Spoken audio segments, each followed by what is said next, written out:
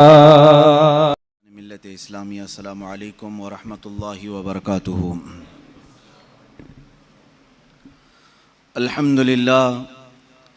अल्हम्दुलिल्लाहिल हन्नानिल mannan अल्लज़ी खलक़ल इंसान व अल्लमहुल बयान वस्सलातु वस्सलामु अला रसूलिही सय्यिदिल इंसी वल जान व अला आलिही व अस्हाबिही ज़विल खैरि वल इहसान।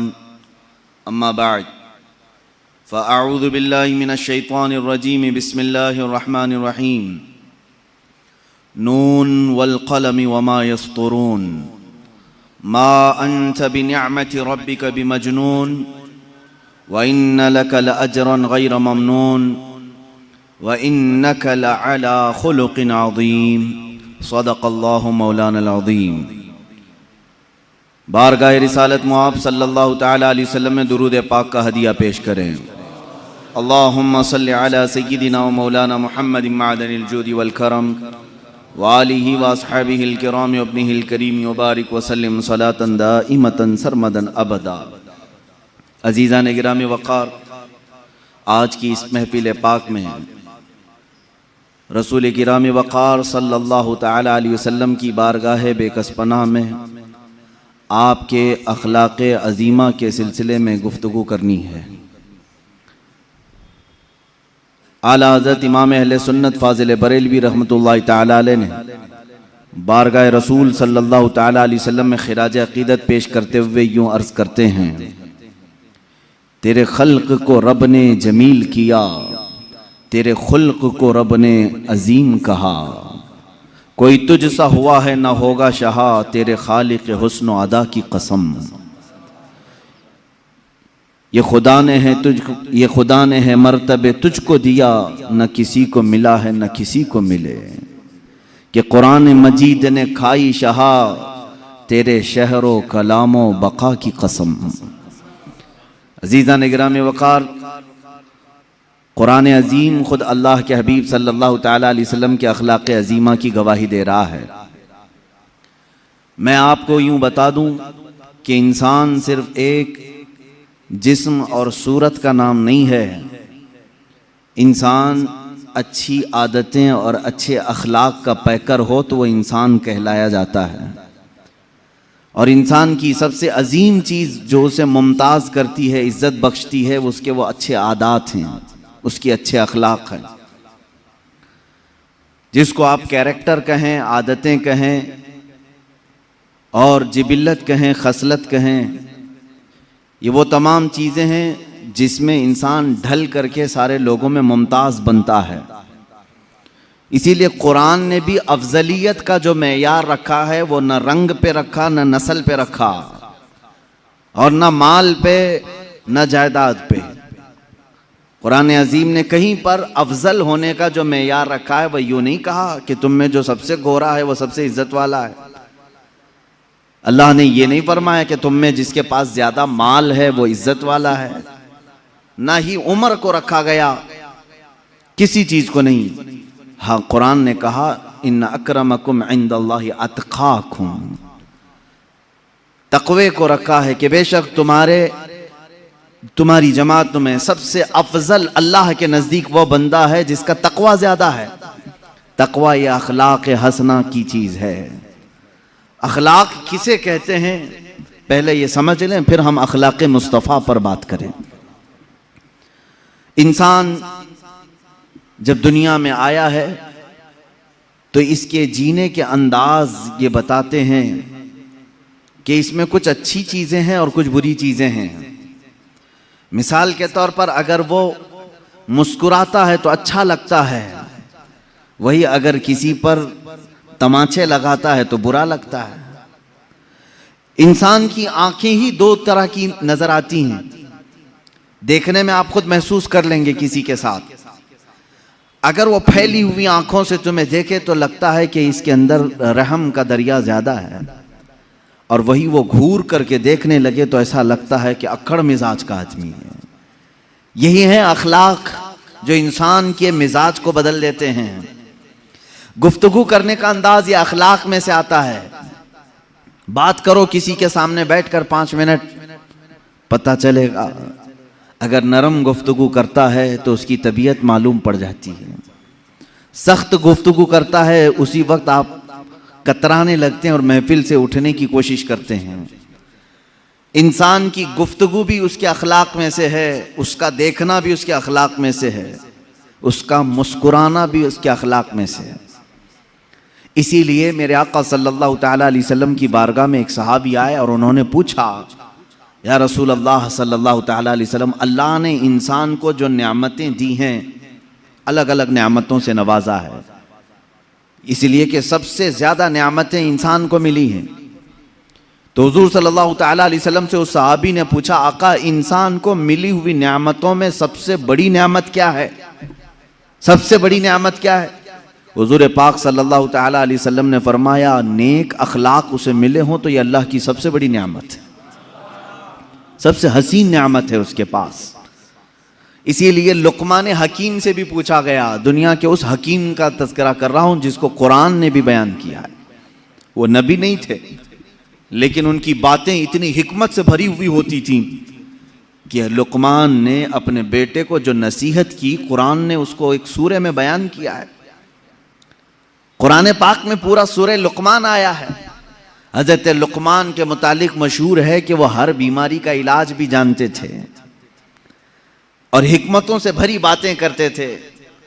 तो लुकमान हकीम से किसी ने पूछा कि नेकी आसान अगर है, सबसे आसान और सबसे अच्छी, तो वो कौन सी है? आपने कहा, इंसान दो चीजों को अपना ले, हर नेकी उसके लिए आसान है, हर नेकी उसके लिए आसान है। कहा दो चीजें? कहा हाँ, दो चीजें वो अपना ले।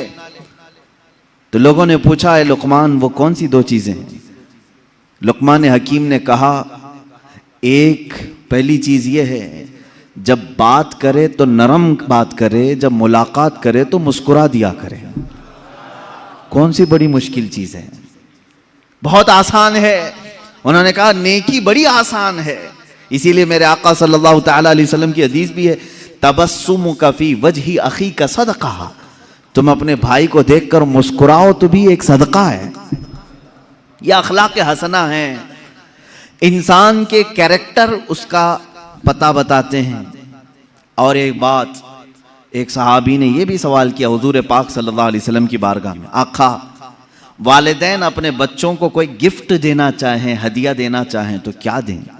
हुजूर पाक सल्लल्लाहु तआला अलैहि वसल्लम ने फरमाया, बाप की तरफ से दिया हुआ सबसे अजीम तोहफा अखलाक हसना है। अगर किसी बच्चे को बाप ने अखलाक दिए हैं, गोया कि उसने अपने बेटे को बहुत बड़ा गिफ्ट दिया है, बहुत बड़ा तोहफा दिया है। समझ जाओ मुसलमानों, तुम अगर गुड्डी गुड्डा ला करके बच्चों को बहला देते हो, उनके बर्थडे में केक काट करके उनका दिल बहला देते हो, तो ये वक्ती तोहफे हैं जो ख़त्म हो जाते हैं वक्त के साथ। लेकिन जो अखलाक हसना है वह ऐसा अजीम तोहफा है कि वह अपने बाप का भी सर हमेशा ऊंचा रखता है। गरीब नवाज को अगर अखलाक हसना में हमने देखा है तो ज़रूर उनकी माँ और बाप की तरबियत का असर है। गौसे आज़म अब्दुल कादिर जीलानी रज़ियल्लाहु तआला अन्हु के अखलाक हसना को अगर आज तारीख़ में बयान किया जाता है तो यकीनन उनकी माँ का उसमें बड़ा किरदार है। माँ बाप की तरफ से दिया हुआ तोहफा, सबसे बड़ा तोहफा क्या है? अखलाक हसना, नेक आदतें, अच्छे अखलाक। ये तो हम छोड़ ही चुके हैं। अपने बच्चों को पैदा करने के बाद मोहल्ले के हवाले कर दिया। बच्चे कब बड़े हो गए माँ बाप को पता ही नहीं चला, इसलिए कि खेलते कूदते वहीं बड़े हो गए। मेरे अजीजों, याद रखो, एक वक्त होता है ये अखलाक का तोहफा देने का। बड़े होने के बाद फिर तुम उन्हें उन अखलाक में नहीं ढाल सकोगे। जब परवरिश के उनके अयाम होते हैं बचपने के, उस वक्त तुम हसीन अखलाक का उन्हें पैकर बनाओ। इससे एक बात और भी है, बड़े बुजुर्ग हैं हज़रत जुनैद बगदादी रज़ियल्लाहु ताला, आपसे पूछा गया इंसान का ख़ानदान आला है, अशरफ है, कैसे पता चले? फरमाया उसके अखलाक देखो, उसके ख़ानदान का पता चलेगा। कितनी बड़ी बात।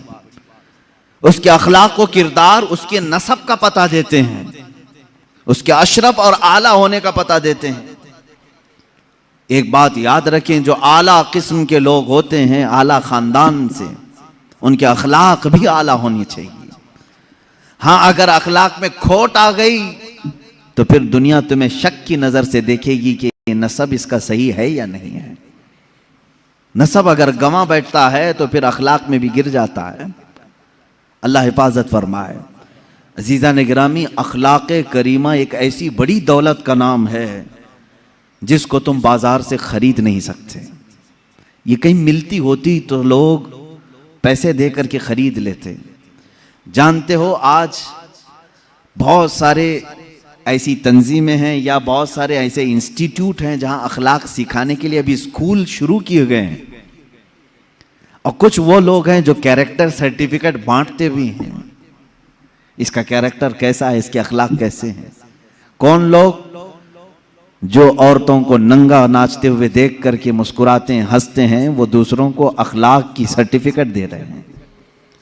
कैरेक्टर की सर्टिफिकेट दी जाती है, अच्छे कैरेक्टर की। अजीजा ने गिरामी, आज डेवलपमेंट के नाम से, मैनेजमेंट के नाम से और अच्छे अखलाक जिसको कहते हैं पर्सनालिटी डेवलपमेंट, आदाब सिखाए जा रहे हैं कि तुम्हें बैठना है तो कैसे बैठना होगा।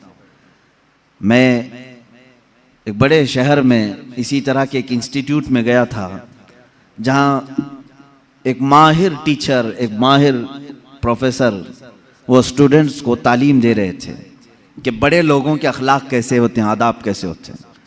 जब किसी को विश करो तो कैसे करो, हैंड शेक करने के तरीके क्या हैं, तुम अगर किसी के महफिल में बैठो तो कैसे बैठो।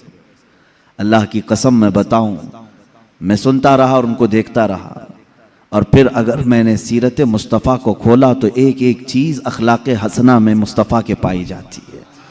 अल्लाह के नबी सल्लल्लाहु ताला अलैहि वसल्लम ने बहुत पहले ये अखलाक उस मक्का की वादी में करके दिखाए जहां अखलाक नाम की चीज़ ही नहीं थी। मक्का मुकर्रमा में अखलाक का पैकर बन करके दिखाना सबके बस की बात नहीं। जहां लोग अपनी माँ और अपनी बहनों को बाजार में बेचने के लिए लाते हों, वहां औरतों की इज्जत की बात करना एक बहुत अलग किस्म की बात है। जहां लोग माल लूट करके रात भर महफिलें कायम करते हों, काफिला लुट जाता तो रात को शमें रोशन होती, रात भर खाते पकाते थे। ऐसे आलम में अगर चोरी के खिलाफ बात करना, आप जानते हैं कि यह अखलाक का किस कदर आला दर्जा है।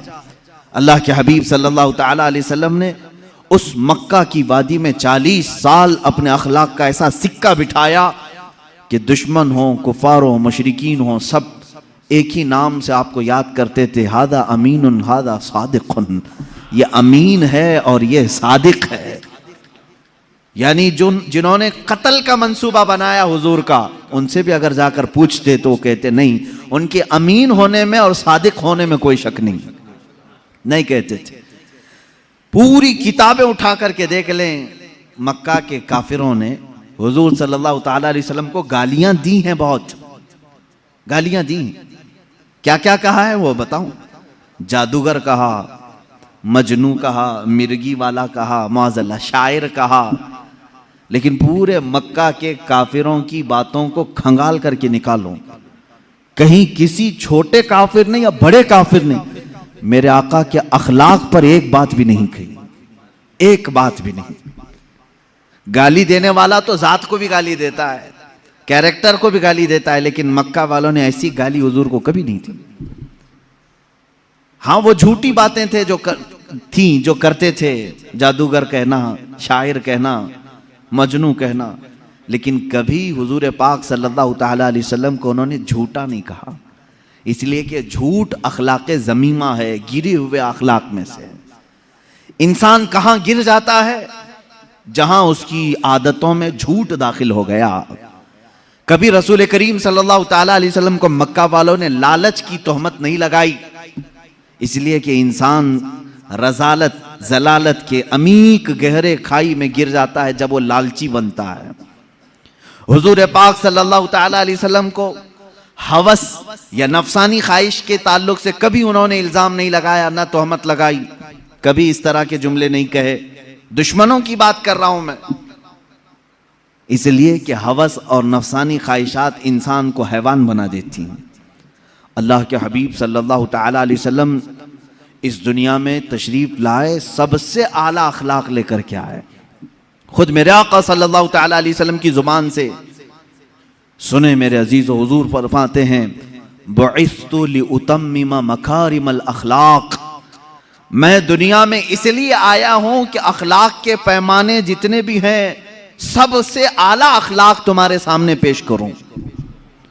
एक बात याद रखना, कुरान ने कहा है हुजूर के अखलाक के बारे में, व इन्नका लअला खुलुकिन अज़ीम, ऐ हबीब आप सबसे अजीम अखलाक पर पैदा किए गए हैं। कुरान गवाही दे रहा है। इसीलिए माँ आयशा सिद्दीक़ा रज़ियल्लाहु ताला अन्हा के पास कुछ सहाबा आया और पूछा, माँ आप रसूल करीम सल्लल्लाहु ताला अलैहि वसल्लम की रफ़ीक़ हयात हैं, महबूब सैयदुल अंबिया हैं, आपने हुजूर पाक सल्लल्लाहु अलैहि वसल्लम के शब व रोज़ को देखा है, हुजूर पाक सल्लल्लाहु ताला अलैहि वसल्लम की सीरत के कुछ झलकियाँ हमें भी बयान फरमाए। सैयदा आयशा सिद्दीक़ा रज़ियल्लाहु ताला अन्हा ने सवाल करने वालों से ये पूछा, क्या तुम लोगों ने कुरान नहीं पढ़ा? कुरान नहीं पढ़ा? उन्होंने कहा हमने कुरान पढ़ा है, हम बात कर रहे हैं, आपसे सवाल कर रहे हैं हुजूर पाक के अखलाक के। माँ आयशा सिद्दीक़ा रज़ियल्लाहु ताला अन्हा फरमाती हैं काना खुलुकुहुल कुरान, कुरान पढ़ो, यही सारे अखलाक मेरे मुस्तफ़ा के हैं। कुरान से हटे हुए एक भी आदत अल्लाह के हबीब सल्लल्लाहु ताला अलैहि वसल्लम की ज़ात में नहीं है। दुनिया के बड़े बड़े जो स्कॉलर आए या फिर जो लोग जिसको कहते हैं रेवलेशन लेकर के आए या अखलाक की बात करने वाले आए, उनमें और मेरे आका सल्लल्लाहु ताला अलैहि वसल्लम में एक बड़ा फ़र्क ये है, लोगों ने अखलाक और कैरेक्टर दुनिया वालों को तो बताए लेकिन खुद उस सांचे में पूरे उतर नहीं सके। लेकिन नबी की ज़ात वो है जिस अखलाक की बात की, पहले वो अखलाक हुजूर की ज़िंदगी में पाए जाते हैं। सच बोलने का हुक्म फरमाया हुजूर पाक सल्लल्लाहु अलैहि वसल्लम ने। पूरी 63 साला ज़िंदगी का एक दिन, एक लम्हा किसी ने हुजूर सल्लल्लाहु ताला अलैहि वसल्लम को झूठ न कहते हुए सुना, न किसी को मजाक में बोलते हुए सुना, कभी नहीं। हुजूर पाक सल्लल्लाहु ताला अलैहि वसल्लम की बात तो बहुत दूर की है मेरे अजीजों, जिन्होंने हुजूर की हदीसें बयान की हैं उनकी जिंदगी झूठ से महफूज है, उनकी जिंदगी झूठ से महफूज है। हजरत सैयदना इमाम बुखारी रज़ियल्लाहु ताला जो बुखारी शरीफ हुजूर की हदीसें जमा किए हैं, झूठ से इतना एहतराज करते थे, इतना कि अगर किसी मुहद्दिस के बारे में उनको मालूम हो जाता कि जिंदगी में कभी उन्होंने मजाक में भी झूठ कहा है तो उनके पास वो हदीस सुनने के लिए भी नहीं जाते। इमाम बुखारी रज़ियल्लाहु ताला नहीं जाते। हदीस रसूल बयान करने वालों की ये शान है कि पूरी जिंदगी उन्होंने झूठ नहीं कहा। तो रसूल पाक सल्लल्लाहु ताला अलैहि वसल्लम के अखलाक की करीमाना का क्या हाल है। इमाम बुखारी रहमतुल्लाहि ताला अलैह जो हदीसें जमा किए हैं बुखारी शरीफ में, कितना एहतियात, कितना एहतियात, अल्लाह की पनाह। एक बड़े मुहद्दिस के बारे में आपको पता चला कि उनके पास हुजूर सल्लल्लाहु ताला अलैहि वसल्लम की हदीसें हैं। इमाम बुखारी उनके पास गए कि उनकी जुबान से सुनो और अपनी किताब में हदीस लिखूं। जब गए तो वो जो बड़े शेख थे, मुहद्दिस थे, उनका नाम मशहूर था, बहुत हदीसें उनको याद हैं। इमाम बुखारी उनके पास गए तो देखा उनका घोड़ा जो है बिदक गया था, सरकश हो गया था, हाथ में नहीं आ रहा था, और वो अपने घोड़े को काबू में करने के लिए बहुत कोशिशें कर रहे थे। घोड़ा जो है हाथ में नहीं आ रहा था। उन्होंने अपना दामन यूं उठाया जैसे दामन के अंदर चारा हो, चारा दिखा करके अपना दामन यूं करके घोड़े को बुलाने लगे, आ आ कह के। घोड़ा करीब आता गया, करीब आता गया। चारे की आस में वो घोड़ा करीब आया। जब वो करीब आया तो आपने दामन छोड़ दिया, घोड़े की नाती पकड़ ली, रस्सी पकड़ ली। इमाम बुखारी रहमतुल्लाहि ताला अलैह वहीं से वापस होने लगे। कहा कि मैं इनसे हदीस नहीं सुनूंगा। उस मुहद्दिस ने रोका कि आप आए थे हदीस सुनने के लिए, क्यों जा रहे? कहा जो अपने घोड़े को झूठ बोल सकता है, मुझे हदीस रसूल भी झूठ बोल सकता है, मैं उससे हदीस नहीं सुनता। मेरे अजीजों, झूठ से एहतराज मुहद्दिसीन की जिंदगी में है। इमामुल अंबिया के अखलाक तो बहुत आला है, और झूठ से एहतराज करना इतना अहम है मेरे अजीजों, इतनी जरूरी बात। एक बात याद रखें, जो झूठा नहीं होता वो बहुत सुकून से सोता है, और झूठ बोलने वाले का सुकून गारत रहता है, हमेशा बेइत्मीनान रहता है। एक सच को छुपाने के लिए उसने झूठ बोल दिया, लेकिन उस झूठ का उस झूठ की लाज रखने के लिए उसको और 100 झूठ बोलने पड़ते हैं, उसके अलावा अलग अलग अलग गढ़ना पड़ता है। दूसरा झूठ, फिर तीसरा झूठ, फिर चौथा झूठ। ये झूठ अखलाके ज़मीमा है, गिरे हुए अखलाक में से है। और मेरे आका सल्लल्लाहु ताला अलैहि वसल्लम के अखलाक इस झूठ के अपोजिट है। हुजूर अकरम सल्लल्लाहु ताला अलैहि वसल्लम के लक़ब में सादिक नाम है। क्या आपने नहीं सुना? हुजूर सादिकुल अमीन है। अल्लाह के नबी सल्लल्लाहु ताला अलैहि वसल्लम के अखलाक को अपनाओ मेरे अजीजों, झूठ को अपनी जिंदगी से निकालो। यहां तक कि अपने बच्चों को भी इसकी सख्ती से ताकीद करो। फारसी में हमने एक मकौला पढ़ा था, दरो गोरा हाफिजा ना बाशत। झूठ बोलने वाले की याददाश्त कमजोर हो जाती है, उसको याद नहीं होता। कुरान याद करने वाला हो, कोई भी किताब याद करने वाला हो, वो ये समझ ले कि झूठ बोलेगा तो उसका हाफिजा कमजोर हो जाएगा, याददाश्त सलामत नहीं रहती। झूठ एक ऐसी नहुसत है जो इंसान की जिंदगी की तमानीनत और उसके सुकून को गारत कर देती है। इसीलिए मेरे आका सल्लल्लाहु ताला अलैहि वसल्लम के पास एक शख्स आया और उसने कहा कि मेरे पास बहुत बुरी आदतें हैं, बहुत सारी, मैं बयान तो नहीं करूंगा, लेकिन मैं सब नहीं छोड़ सकता। कोई एक चीज आप बोले एक ही छोड़ूंगा, लेकिन वादा करके छोड़ूंगा।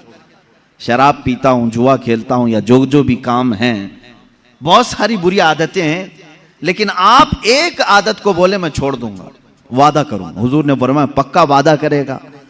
उसने कहा हाँ। अल्लाह के नबी सल्लल्लाहु ताला अलैहि वसल्लम ने फरमाया ठीक है, आज से तू सिर्फ झूठ छोड़ दे, आज से सिर्फ तू झूठ छोड़ दे। जब भी मैं तुझसे सवाल करूंगा तू झूठ नहीं बोलेगा। उसने कहा बिल्कुल। मैंने आपके हाथ पर हाथ रखा, वादा कर लिया। अरब के लोग बड़े पक्के भी हो जाते थे, किसी बात का आज़म कर लेते तो उस पर अटल हो जाते। बहुत सारी बुराइयां छुपी हुई थी, मालूम नहीं थी, लोगों पे जाहिर नहीं थी। कहा दूसरी नहीं छोड़ूंगा मैं। कहा ठीक है, दूसरी नहीं छोड़ना है, एक जो आपने कहा वही छोड़ूंगा। घर गया, उसके बाद उसकी दूसरी जो आदतें थी, खा वो शराब की हो या जुए की हो, जैसे ही उस आदत के करीब जाता उसे मेरे आका सल्लल्लाहु अलैहि वसल्लम का ख्याल आता, कल अगर महफिल में जाऊंगा, हुजूर ने अगर सवाल कर लिया कल शराब पिया था, वादा करके आया हूं, झूठ तो नहीं बोल सकता, और सच बोलूंगा तो सब में जलील भी हो जाऊंगा, कोड़े भी खाने पड़ सकते। जुआ की तरफ अगर ध्यान गया तब फिर ख्याल आया कल अगर इसके बारे में पूछा गया तो क्या जवाब दूंगा। झूठ तो नहीं बोल सकता, आज वादा करके आया हूं। एक रात में हर बुराई का ख्याल करता रहा और फिर मेरे मुस्तफ़ा का भी ख्याल आता रहा। दूसरे दिन वो सुकून की नींद सोकर आया, बारगाह मुस्तफ़ा सल्लल्लाहु अलैहि वसल्लम में हशाश वशाश तबीयत थी। जो झूठ नहीं बोलता वो बहुत सुकून से रहता है, उसकी तबीयत में घबराहट नहीं होती। हुजूर पाक सल्लल्लाहु ताला अलैहि वसल्लम की महफिल में आया और जो जो उसने सोचा था वही सवालात हुजूर ने किया भी। कहा कल ऐसा तो नहीं कि तूने शराब पिया? कहा या रसूल अल्लाह हरगिज नहीं पिया। जुआ खेला था? कहा हरगिज नहीं खेला। जितनी बुराइयों का हुजूर ने पूछा बिल्कुल निडर होकर के सच बात कहा और कहा ऐ मेरे मौला, तूने ऐसा रसूल भेजा, एक बुराई को मुझसे छुड़ाया, उसकी सदके में अल्लाह पूरी बुराइयां खत्म हो गई। ये जिंदगी का मेयार याद रखो। झूठ उम्मुल खबाइस है, बुराइयों की मां है। यहां से बहुत सारी बुराइयां तुम्हारे अंदर जड़ पकड़ती हैं। झूठा आदमी मुनाफिक होता है, निफाक उसके दिल में आने लगता है। इसीलिए कि मेरे आका सल्लल्लाहु ताला अलैहि वसल्लम से पूछा गया था मुनाफिक की अलामत क्या है, उसमें पहली अलामत हुजूर ने फरमाया बात करेगा तो झूठ बोलेगा। यहां आज लोगों की आदत सी पड़ गई है और कसमें खाते हैं उस पर, झूठ पर फिर कसम भी खाते हैं, माँ की कसम, बाप की कसम, खुदा की कसम, मुआज़ल्लाह। मेरे अजीजों, तुम ये सोचते होंगे कि जुबान से निकला है क्या, होना क्या है। याद रखो अल्लाह के हबीब सल्लल्लाहु ताला अलैहि वसल्लम ने फरमाया क़यामत के दिन बहुत सारे वो लोग होंगे जिनको सिर्फ ये जुबान का टुकड़ा दोज़ख में ले जा रहा होगा, ये गोश्त का टुकड़ा दोज़ख में ले जा रहा होगा, इसलिए कि झूठ बोलते थे। और यहां तक कि एक हदीस है, अल्लाह के हबीब सल्लल्लाहु ताला अलैहि वसल्लम फरमाते हैं इंसान पहले झूठ बोलता है, फिर दूसरा बोलता है, फिर तीसरा झूठ बोलता है। इतना बोलता है कि अल्लाह के यहां उसे कजूब लिख दिया जाता है, यानी झूठा लिख दिया जाता है। और एक बंदा है जो सच बोलता है और सच पर कायम रहता है, डटा रहता है, अल्लाह के यहां वो हमेशा के लिए सच्चा लिख दिया जाता है। तुम्हारे अंदर है, इख्तियार है, तुम क्या करना चाहोगे, कौन सी खसलत अपनाना चाहोगे। और झूठ दोज़ख की तरफ ले जाता है, सच जन्नत की तरफ ले जाता है। ये अखलाक हैं मेरे आका सल्लल्लाहु अलैहि वसल्लम के, कि पूरी जिंदगी पाक कभी आपने जुबान से झूठ का लफ्ज तक नहीं निकाला।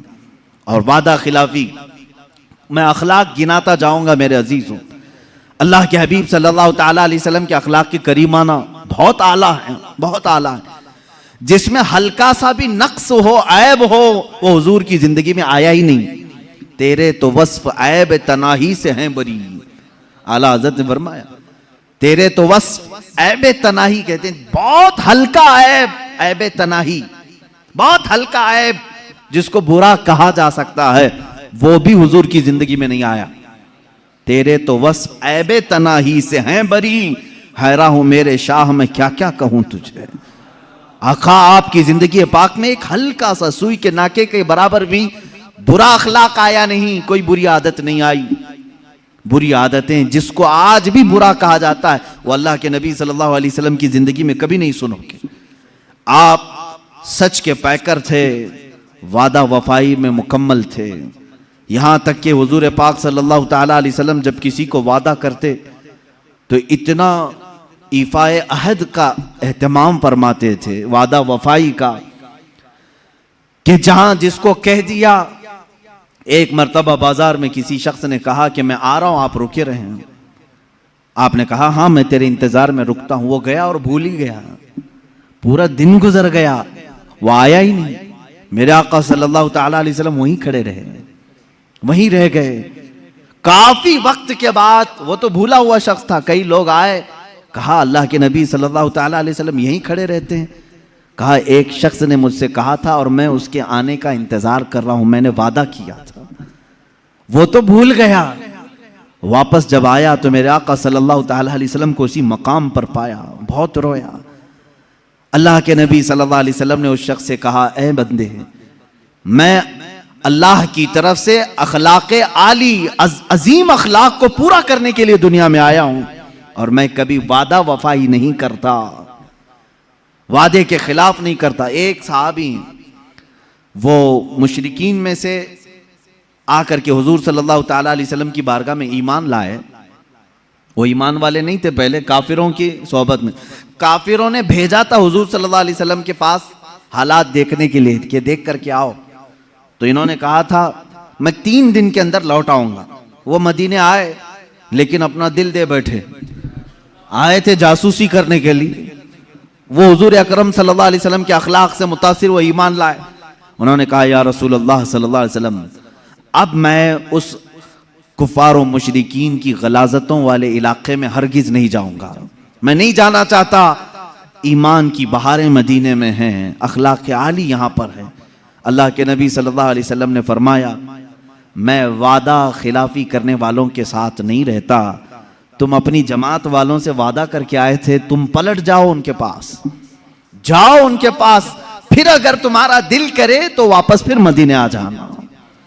मुशरिकीन से वादा किया हुआ था उन्होंने, दुश्मनाने रसूल से उन्होंने वादा किया था अपने ईमान लाने से पहले। अल्लाह के नबी सल्लल्लाहु अलैहि वसल्लम ने फरमाया, जाओ पहले अपने उस वादे को पूरा करके फिर वापस आओ। वादा मुकम्मल करना यह अल्लाह के हबीब सल्लल्लाहु ताला अलैहि वसल्लम के आली सिफात में से है। यहां कहा जाता है कितने वादे होते हैं और किससे किससे वादे किए जाते हैं, सब तोड़ दिए जाते हैं, भुला दिए जाते हैं। ऐ मेरे अजीजों, कुरान पाक में 3 वादों का जिक्र भी आया है। एक अंबिया से अल्लाह ने वादा लिया है, दूसरे उलमा से अल्लाह ने एक वादा लिया है, और तमाम मखलूक से भी अल्लाह ने एक वादा लिया है। अंबिया से वादा क्या था? अल्लाह ने फरमाया कि ऐ तमाम गिरोह अंबिया, जब मेरा आखिरी रसूल दुनिया में आए, अगर वो तुम्हारी किसी की जिंदगी में आए तो तुम सब के सब उस पर ईमान लाना। किन से वादा लिया था अल्लाह ने? अंबिया से। एक वादा ये है, और अल्लाह ने उनसे इकरार करवाया था, क्या तुम इकरार करते हो इस बात का? कि जब मेरा रसूल आएगा तुम उस पर ईमान लाओगे, उसकी मदद करोगे? सारे नबियों ने कहा हाँ हम इकरार करते हैं। एक वादा ये। दूसरा, उलमा जो दुनिया में आलिम बनकर आने वाले, इनकी रूहों को भी अल्लाह ने, इनकी रूहों से भी अल्लाह ने वादा लिया। क्या? उलमा की जमात जब तुम दुनिया में जाओगे तो सिर्फ हक बयान करोगे। लतुबय्यिनुन्नहु लिन्नास वला तक्तुमूनहु, कोई भी हक बात छुपाओगे नहीं। उलमा ने भी वादा किया है अल्लाह से। और फिर सारी मखलूक, सारे इंसान, इनसे भी एक अल्लाह ने वादा लिया। क्या? अलस्तु बिरब्बिकुम, सारी रूहों से अल्लाह ने पूछा था क्या मैं तुम्हारा रब नहीं हूं? सबों ने कहा था ऐ अल्लाह क्यों नहीं, तू ही हमारा रब है। अल्लाह ने पूछा क्या तुम इसी वादे पर कायम रहोगे? इसी वादे पर कायम रहोगे? सबों ने कहा हाँ हम इस वादे पर कायम रहेंगे। लेकिन पैदा होने के बाद कितने हैं जो उस वादे पर कायम हैं, ये सबको मालूम। अल्हम्दुलिल्लाह, अल्लाह का बड़ा फजल और करम है, हम आज भी अल्लाह को ही अपना रब मानते हैं। हमारी रूह ने जो वादा किया था उसी वादे पर आज हम मुकम्मल हैं। उलमा में से बाज वो हैं जो अपने वादे को भूल गए, तो समझ लो कि उनके अंदर मुनाफिकत आ गई। जो हक बयान नहीं करना चाहते और जो छुपाना चाहते हैं हक बातों को, उनके अंदर निफाक आ गया। वो अपने मौला से किए हुए वादे को तोड़ करके बैठे हुए हैं। और अंबिया कराम तो वादा खिलाफी कर ही नहीं सकते। मेरे अजीजों, कुरान में ये 3 वादों का जिक्र आया है। अब आपकी जिंदगी में अभी अगर कभी किसी से वादा किया तो याद रख लेना, मोमिन का वादा ये अल्फाज की फेंकाई नहीं है, ये जुबान की इसी तरह चलाए हुए तीर नहीं है। मोमिन का किया हुआ वादा पत्थर की लकीर से ज्यादा मजबूत होना चाहिए कि अगर मैंने कहा है तो उसको करके दिखाऊं, और अगर नहीं हो सकता तो वादा भी ना करें, वादा भी ना करें।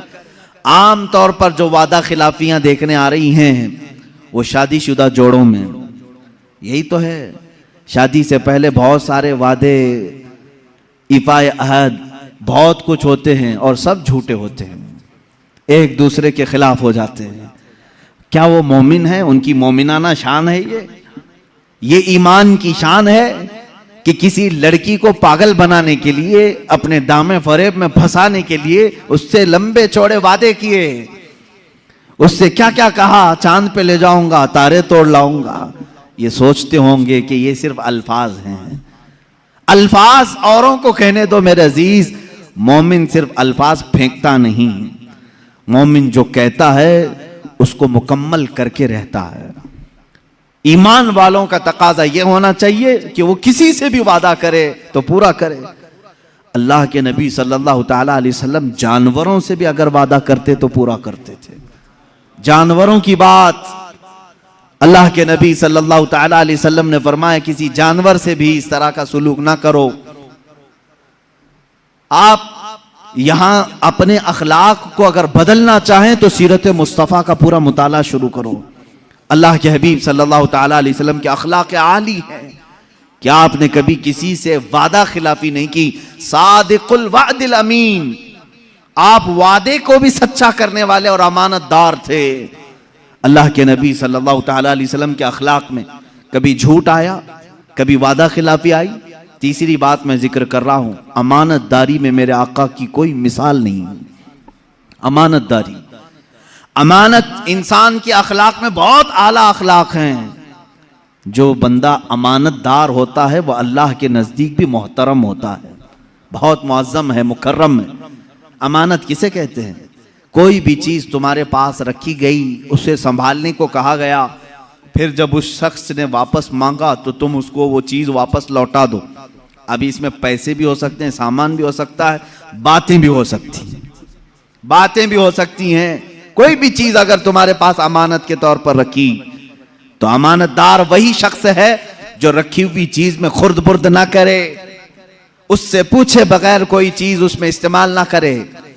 आपने अगर मेरे पास 1000 रुपये रखे और कहा यह अमानत है, आप इसको संभालें, मैंने उसको संभाला, 1 महीने के बाद आप दोबारा आए, मैंने अगर वो 1000 वापस तुम्हें लौटा दिए तो अमानतदार कहलाऊंगा। 1 रुपये भी खाया था तो खयानतदार, नहीं देने की बात किया तो और बड़ा झूठा धोखेबाज।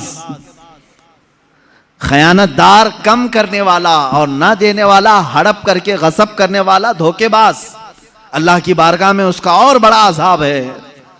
मोमिन की तो ये शान ही नहीं। अल्लाह के नबी सल्लल्लाहु अलैहि वसल्लम के पास तो अमानतें रखने वाले ऐसे लोग थे, आपको मालूम है, जिन्होंने हुजूर सल्लल्लाहु अलैहि वसल्लम के ऊपर तलवार उठाई कत्ल के मंसूबे से, उनकी तलवारें भी हुजूर के पास अमानत में रखी जाती थी। वो भी जो दुश्मनी में उरूज पर पहुंचे हुए थे, अपनी अमानतें हुजूर के पास ही रखते थे। उनको मालूम था दुनिया इधर से उधर हो जाएगी, मोहम्मद अमानत में खयानत कभी नहीं करते सल्लल्लाहु ताला। हुजूर के मुतालिक इतना यकीन था उन्हें, इसीलिए हिजरत की रात हुजूर सल्लल्लाहु अलैहि वसल्लम मौला अली करमल्लाहु वजहुल करीम को अपने बिस्तर पर सुलाकर यही तो फरमाते हैं, अली कल सुबह उठना, मेरे पास मक्का वालों की अमानतें हैं, ये फला फला को अमानत वापस करके तुम भी मदीने चले आना। मुझे बताओ, जो शहर छोड़ करके जा रहा है सारा बटोर करके ले जाए, कौन पीछा करेगा, कौन आएगा? देखते हैं मैं नए शहर में जा रहा हूं। अल्लाह के नबी सल्लल्लाहु ताला अलैहि वसल्लम ने जिसका जिसका जैसा हक था वो वापस लौटाया, अगरचे वो दुश्मनों का हक था, वो हुजूर के दुश्मनों का हक था, लेकिन आपने वापस लौटाया। पूरी जिंदगी पाक में आपके किसी ने आपकी अमानतों पर उंगली नहीं उठाई, कभी आपको तोहमत नहीं लगाई। अजीज़ान गिरामी, मोमिन की भी आला शान होनी चाहिए, वो अमानतदार बने, अमानतदार बने। कोई चीज तुम्हारे पास रखी हुई हो उसे या तो लौटाओ या तो फिर उसकी सही हिफाजत करो। अमानत में खयानत करने वाले के मुतालिक भी हुजूर सल्लल्लाहु अलैहि वसल्लम फरमाते हैं वो मुनाफिक है। ईमान वाला अमानत में खयानत नहीं करता। अब अगर इसके मफहूम को मैं तवील करूं तो बहुत लंबा हो जाएगा। क्या चीज अमानत है? चलो मैंने आपके पास 100 रुपये दिए, आप 100 रुपये वापस लौटाएंगे तो आप अमानतदार, बात सही है। और अगर कम करके लौटाया तो खयानतदार। ये फार्मूला मालूम है? अब सुनो, अल्लाह रब्बुल इज्जत ने तुम्हें क्या क्या चीजें अमानत में दी। तुम्हारे हाथ ये अमानत हैं अल्लाह के, तुम्हारी आंखें अल्लाह की अमानत हैं, तुम्हारी जुबान ये अल्लाह की अमानत है, तुम्हारा जहन, तुम्हारा दिल ये अल्लाह की अमानत है। कुरान में अल्लाह ने फरमाया सुम्मा लतुसअलुन्ना यौमइदिन अनिन नईम, क़यामत के दिन फिर मैं अपनी हर नेमत के बारे में पूछूंगा। मैंने फला फला फला चीजें तुझे दी थी अमानत के तौर पर, वापस पलटा। अगर हमने सही सलामत अल्लाह तक की अमानतें लौटाई तो अमानतदार हैं, वरना खयानतदारों में उठाए जाएंगे। मुझे बताओ मेरे अजीजों, क्या हम खयानत के इर्तिकाब में नहीं हैं?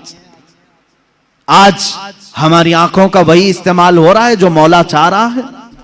क्या हमारी उंगलियां, हमारे हाथ, हमारे पैर महफूज हैं? अल्लाह ने जिस मकसद के लिए इनको पैदा किया उसी मकसद पर हमने इनको लगाया है। तो अगर हमने गलत इस्तेमाल करना शुरू किया है तो अल्लाह की अमानतों में खयानत हो रही है। क़यामत के दिन खयानत करने वालों में हशर हो सकता है। हाँ, लेकिन अल्लाह रब्बुल इज्जत अफू व गफूर व करीम व रऊफ व रहीम है। वो चाहे तो तुम्हारी खयानतों को माफ करेगा, माफ करेगा।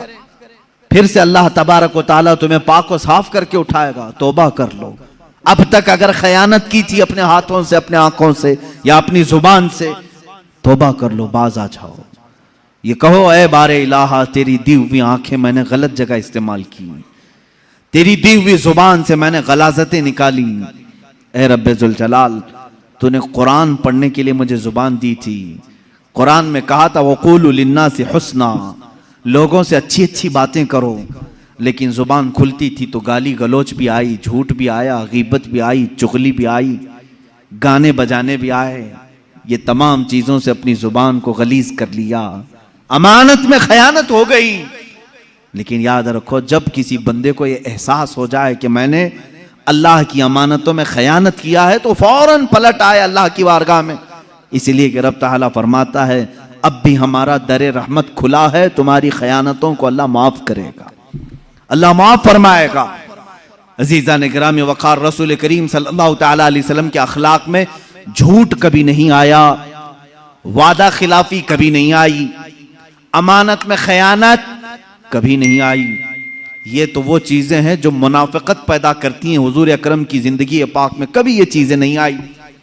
अब जरा अल्लाह के हबीब सल्लल्लाहु तआला अलैहि वसल्लम के मुआशरती अखलाक में बताऊं। मुआशरती अखलाक का मतलब क्या है कि एक सोसाइटी में रहने के लिए कौन से अखलाक की जरूरत है, कैसी आदतें होनी चाहिए आपके अंदर सोसाइटी में रहें। देखिए, अखलाक एक बहुत बड़ा टॉपिक है और इस पर अगर मुसलमान पूरा नहीं उतरा तो मैं समझता हूं कि वो इस्लाम में पूरा आया ही नहीं। हुजूर सल्लल्लाहु ताला अलैहि वसल्लम से पूछा गया दीन क्या है, हुजूर ने फरमाया अखलाक। फिर पूछा गया दीन क्या है, हुजूर ने फरमाया अखलाक। फिर पूछा गया दीन क्या है, फरमाया अखलाक। अच्छी आदतों का नाम दीन है। और फिर एक हदीस पाक में है अद्दीनुन नसीहा, दीन खैर खाही करने का नाम है, अच्छा सोचने का नाम है। किसके बारे में अच्छा सोचें? लिल्लाही वली रसूलिही वलिल मुमिनीना आम्मा। हुजूर फरमाते हैं अल्लाह के बारे में हमेशा अच्छा सोचो, रसूल के बारे में हमेशा अच्छा सोचो और तमाम मोमिनीन के बारे में हमेशा अच्छा सोचो। यही पूरा दीन है, यही पूरा दीन है।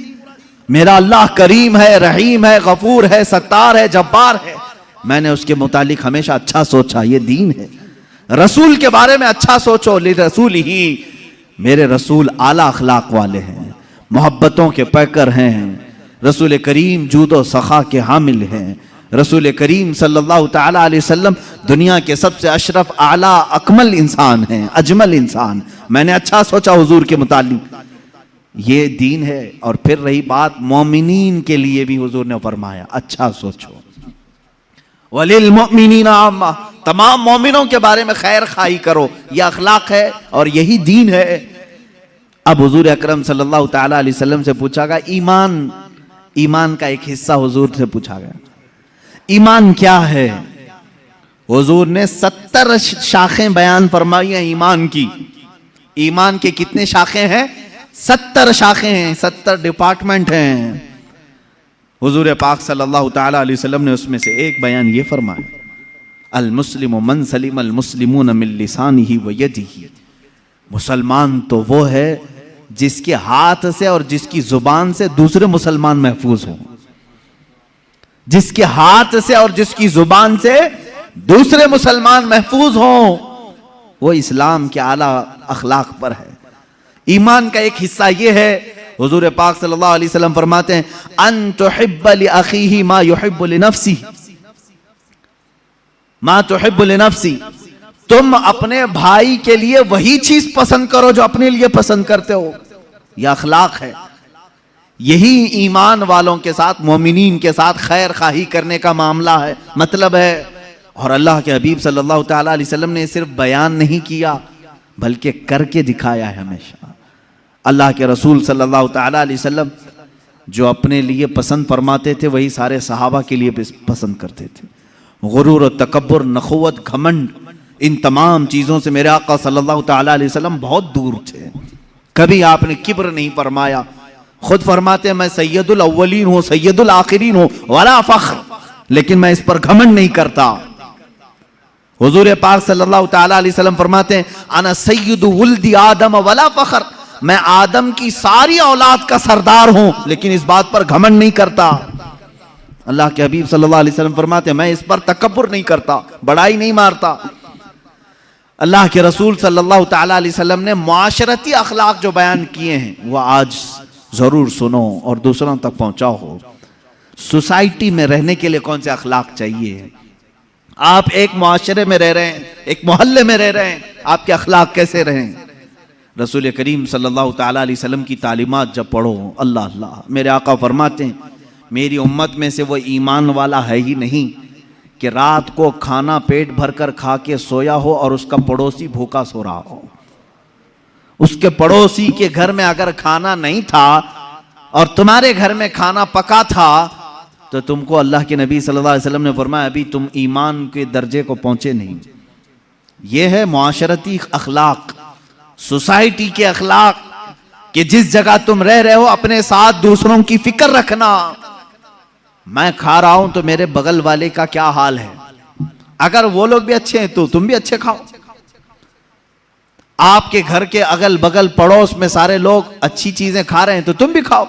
यहां तक कि हुजूर अकरम सल्लल्लाहु अलैहि वसल्लम ने फरमाया जब तुम सालन बनाया करो तो पानी ज्यादा डाल लो। क्यों? पतला सालन खाना अच्छा है? पतला सालन खाना अच्छा है? हुजूर पाक सल्लल्लाहु ताला अलैहि वसल्लम के तालीमात का मफहूम मैं बता रहा हूं। फरमाते हैं कि तुम जब सालन बनाया करो तो थोड़ा शोरबे में पानी ज्यादा कर लो, ताकि तुम्हारे पड़ोसियों को भी थोड़ा उसमें दे सको। और अगर कोई गाढ़ा सालन ही दे सकता है तो दे दे। ये उसके लिए फरमाया गया जो बहुत ही गरीब है और कभी सालन पका रहा है। फरमाएगा तू भी अकेला मत खा, तेरे सालन में थोड़ा पानी ज्यादा करके दूसरों को भी शामिल कर ले। ये सोसाइटी के अखलाक है। ये सारी चीजें क्या आज हम में से उठ नहीं गई? हमारे यहाँ कितने बीमार पड़े होंगे, हम में से कोई उनको देखने नहीं जाता। इयादत कई सुन्नतें खत्म कर दी लोगों ने, और खास तौर पर शहरी जिंदगी ऐसी हो गई है। मैंने देखा है शहरों की जिंदगी ऐसी है कि सेल्फिश हो गए लोग, किसी दूसरे की उन्हें परवाह नहीं, फिक्र नहीं, और दूसरों के सिलसिले में सिर्फ अपने घर में बैठ करके डिस्कस करते रहना, बातें बनाते रहना, उनकी गीबत करना, उनके घर में आने जाने वालों पर नजर रखना। यही अखलाक है सोसाइटी में रहने के। सोसाइटी में रहने के अखलाक ये होनी चाहिए कि एक जिस्म जिस तरह से हो कि अगर हाथ को दर्द करे तो पूरे जिस्म में बुखार आ जाए। अगर मोहल्ले में एक बीमार हो तो सारे लोग फिक्रमंद हो जाएं और सब दुआ करें कि अल्लाह मेरा पड़ोसी बीमार है, उसे तू जल्द शिफा अता कर। ये ईमान वालों का मुआशरा है जो मेरे आका सल्लल्लाहु ताला अलैहि वसल्लम के अखलाक का एक शाहकार है। हुजूर पाक सल्लल्लाहु ताला अलैहि वसल्लम ने मदीना तैयबा में वही अखलाक पैदा किए। क्या आपको मालूम नहीं हो मशहूर हदीस, एक सहाबी के घर गोश्त की भुनी हुई सरी बकरी की आई, यानी गोश्त भुना हुआ उनके घर आया। उस सहाबी ने देखा, शोहर बीवी थे, खाने के लिए बैठे, भूखे भी थे। उन्होंने सोचा पड़ोसी को दे देते हैं। उन्होंने पड़ोस में भिजवा दिया। पड़ोस के घर गोश्त आया, उन्होंने देखा खाने के लिए लजीज है, भूख भी लगी है, कहा मेरे अपने पड़ोसी को दे देता हूं। उन्होंने तीसरे को दे दिया, तीसरे ने चौथे को दे दिया, चौथे ने पांचवें को दे दिया। हर एक के पास ये अखलाक है। यहां तक के हदीस में है वो बकरी का भुना हुआ गोश्त घूमते घूमते फिर उसी पहले सहाबी के घर आ गया, जहां से वो गया था वहीं आ गया। इसका मतलब है कि मदीने में हुजूर पाक सल्लल्लाहु ताला अलैहि वसल्लम ने आला किस्म के इंसानों की सोसाइटी बनाई थी, जो एक दूसरे पर अपनी जान वारफ्ता करते थे, जान बिछाते थे। अजीज़ान गिरामी वक़ार, उन अखलाक अजीमा को वापस ले आओ। रसूल करीम सल्लल्लाहु ताला अलैहि वसल्लम के अजीम अखलाक में से ये है कि आप दूसरों की फिक्र के लिए हमा वक्त मसरूफ रहते। यहां तक के चंद मिसालें मैं आपको बताऊं। हुजूर पाक सल्लल्लाहु ताला अलैहि वसल्लम से एक सहाबी आए और उन्होंने पूछा, आका मैं आपको कहां ढूंढूं, कहां ढूंढूं?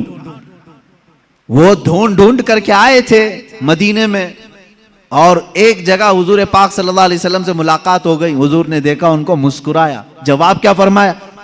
मस्जिद नबवी की चौखट में, मेरे घर के दरवाजे के बाहर नहीं। फरमाते हैं उबगूनी फी दुआफाइकुम, फरमाते हैं तुम मुझे अपने कमजोर और गरीब लोगों में ढूंढो। जो मुआशरे के गरीब लोग हैं, जो कमजोर हैं, वहां जाओ, मोहम्मद तुम्हें मिल जाएगा। ये मेरे आका सल्लल्लाहु अलैहि वसल्लम ने फरमाया उबगूनी फी दुआफाइकुम, मुझे ढूंढो अपने गरीबों में, अपने फकीरों में। अल्लाह के नबी सल्लल्लाहु ताला अलैहि वसल्लम की ये अखलाक करीमा थे, आला अखलाक थे कि लोगों की मिजाज पुरसी करना और छोटे लोगों के साथ भी वक्त बिताना। यहां तक कि अदी बिन हातिम, एक बहुत बड़े शख्स का नाम मैं बता रहा हूं। हातिम ताई का नाम कौन नहीं सुना होगा? दुनिया का एक मशहूर सखी आदमी हातिम ताई, जो इतना बांटता था लोगों को कि कभी उसने ना नहीं कहा।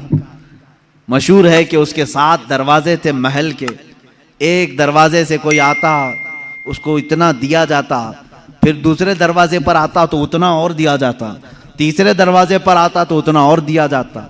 7 दरवाजों पर अगर कोई एक मांगने वाला आता तो 7 दरवाजों से हातिम ताई देता था। हुजूर पाक सल्लल्लाहु ताला अलैहि वसल्लम के जमाने से थोड़ा सा पहला जमाना है हातिम ताई का। हातिम ताई का वो बड़ा सखी इंसान था। हुजूर पाक सल्लल्लाहु ताला अलैहि वसल्लम के बाद फरामीन में उसकी तारीफ भी मिलती।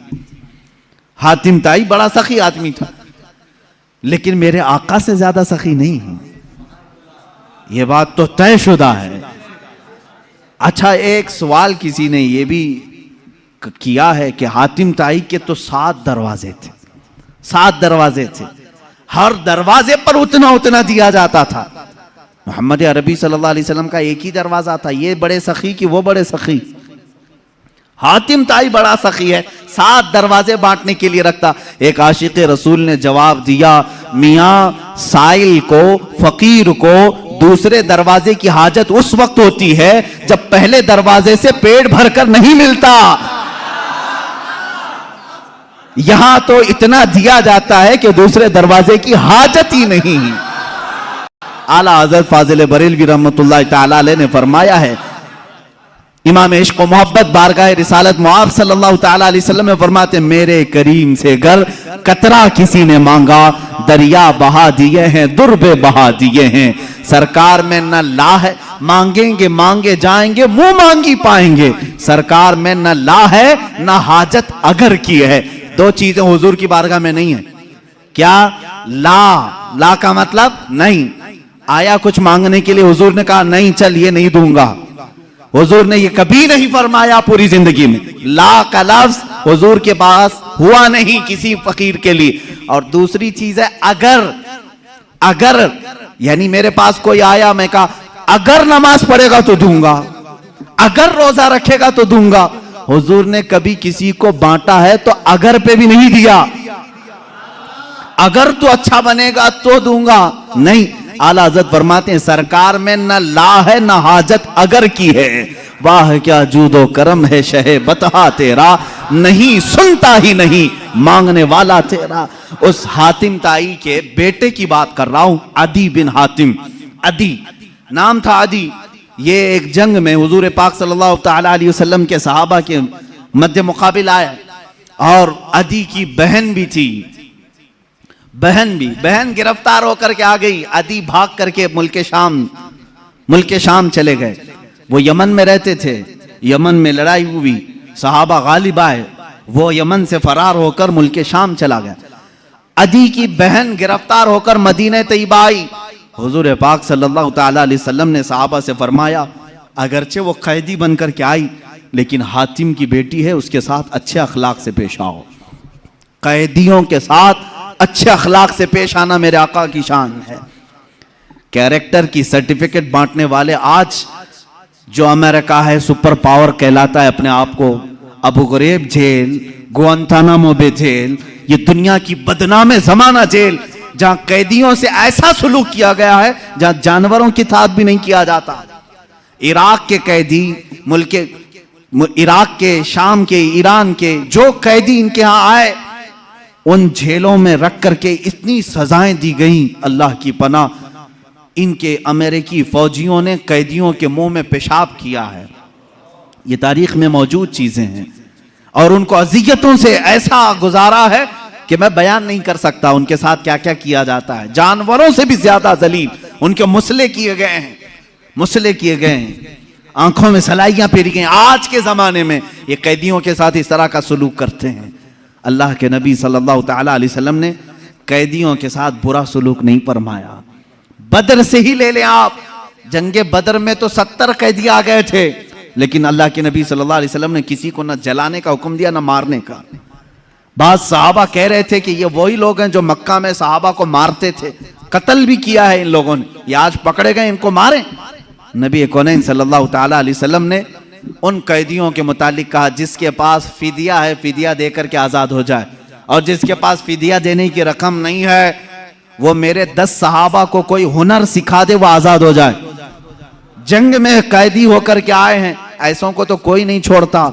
आप देख ले, बॉर्डर क्रॉस होकर के कभी हिंदुस्तानी पाकिस्तान पहुंच जाए, 40 साल तक ना पाकिस्तान छोड़ता है ना कहीं कोई दूसरा मुल्क छोड़ता है। बॉर्डर क्रॉस कर लिया, इलीगल कैदी है वो, पूरी जिंदगी का कैदी। आज पूरी दुनिया जानती है, लेकिन अखलाक रसूल की एक मिसाल तुम नहीं पेश कर सकोगे। कैदियों के साथ, कैदी जब आ जाते थे तो मस्जिद नबवी में ही उन्हें रखा जाता था। ऐसा नहीं कि उनको जंगल में, मैदान में, सहरा में बांध करके रखते। मस्जिद नबवी का एक हिस्सा उनके लिए रख दिया गया था कि जो भी जंगों में कैदी गिरफ्तार होकर के आए उन्हें यहां रखो। क्यों? इसलिए कि वो कैदी सिर्फ 2 दिन कैद में रहते, 3 दिन कैद में रहते, फिर छूट जाते। क्यों छूट क्यों जाते? इसलिए कि सहाबा के अखलाक और नमाजें जो देखते वहीं से वो कलमे पढ़ने लग जाते थे। ये हिकमत बालिगा थी मेरे आका सल्लल्लाहु अलैहि वसल्लम की। कैदियों को मोहब्बतों से ईमान की तरफ भी बुलाया, और जो ईमान लाया फिर वो किसी का कैदी नहीं, फिर किसी का कैदी नहीं। हत्ता कि कातिल भी ईमान लाया है तो हुजूर ने माफ किया है। अब अदी बिन हातिम की बात मैं कर रहा हूं। अदी बिन हातिम बाद में ये सहाबी हो गए। अदी बिन हातिम जिनके मुतालिक ये रिवायत है कि वो भाग करके मुल्क शाम चले गए।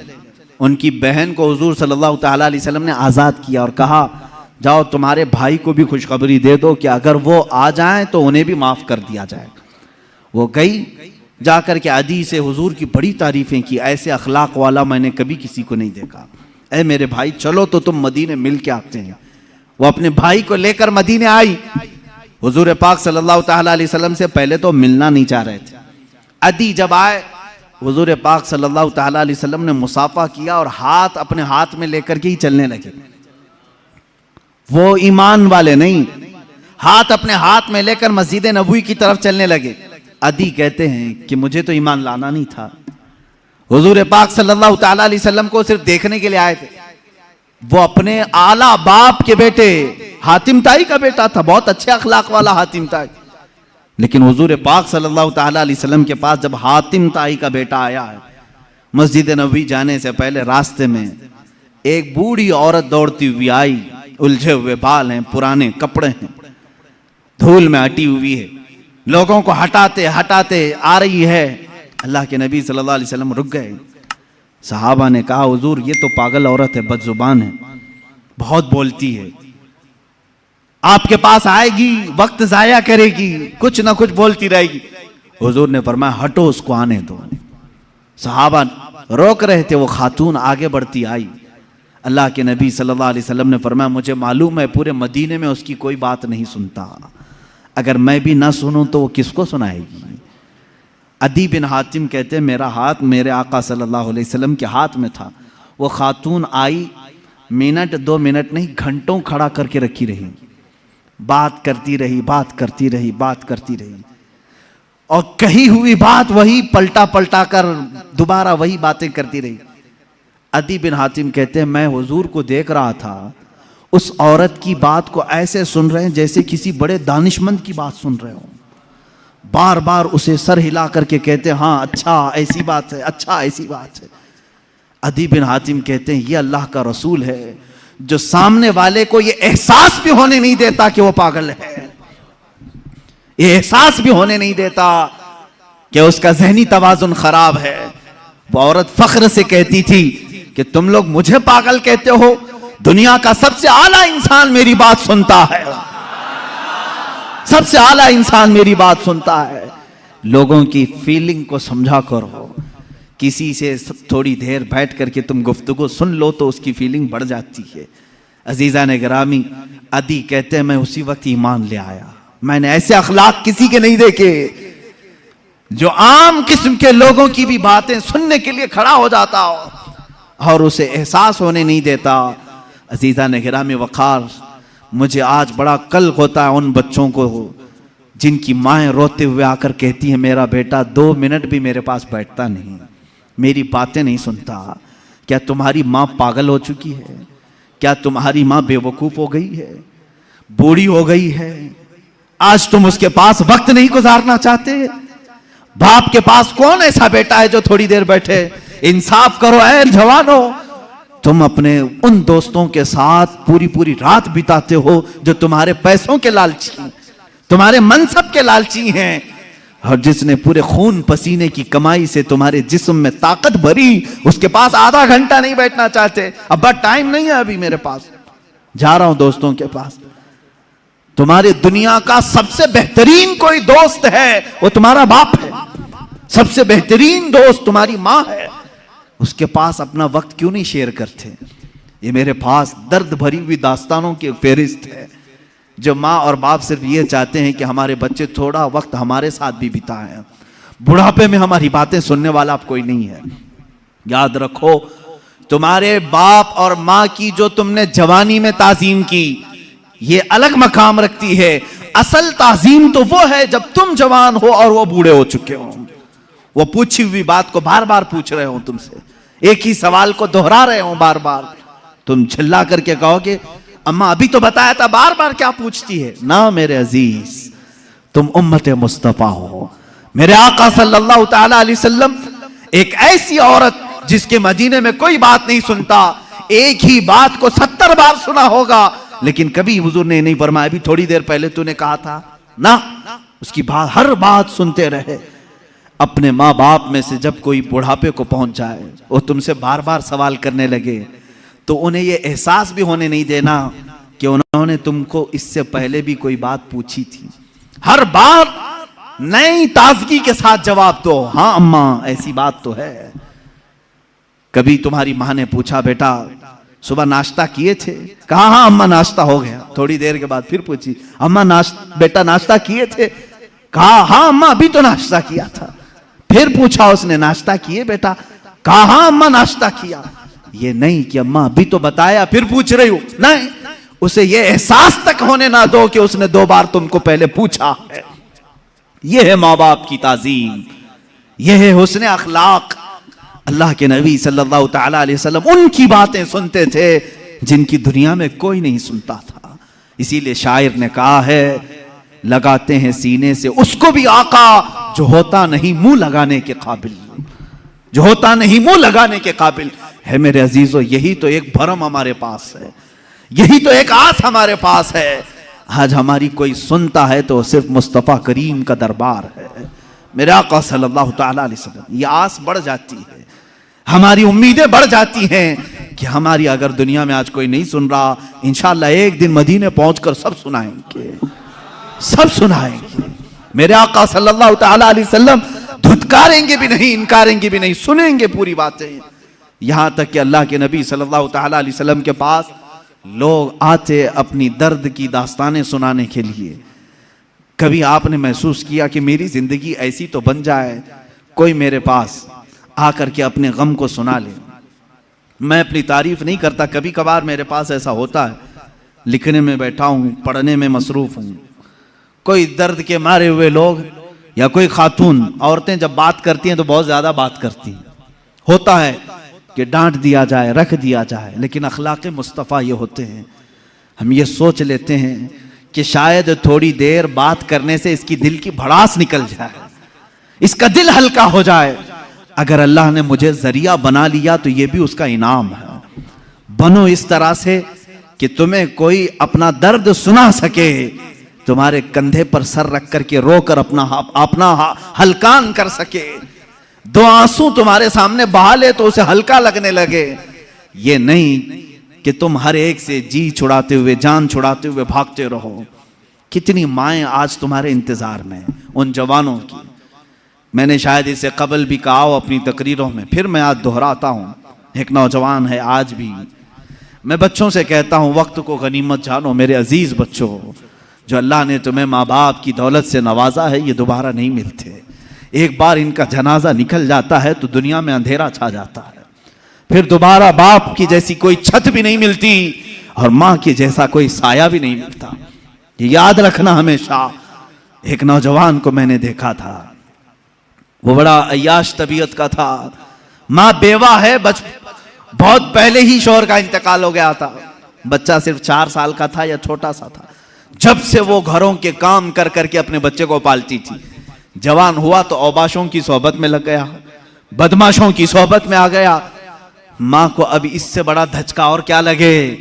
एक दिन आई थी मेरे पास रोते हुए, कहा गजब हो गया, जिंदगी ने पहले ही मेरे से शोहर की जुदाई, और मैंने ऐसे अय्याम काटे कि लोगों के जूठे बर्तन धोए इस उम्मीद पर कि एक बेटा है जवानी में, ये जब पहुंचेगा तो मेरे बुढ़ापे का सहारा होगा।